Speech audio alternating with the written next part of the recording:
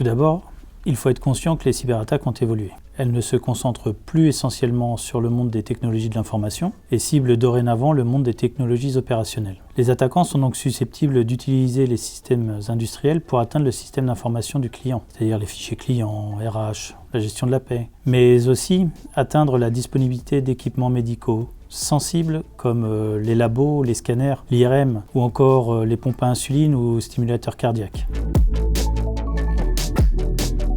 Pour atteindre leurs objectifs, les cyberattaquants recherchent les différentes vulnérabilités présentes dans les systèmes industriels. Par exemple, la faiblesse dans les logiciels, un manque de sécurisation du système et de ses mécanismes de surveillance, mais aussi le manque de procédures organisationnelles liées à la gestion des accès, à la politique de sécurité du système, à la sensibilisation aux formations du personnel aux risques cyber.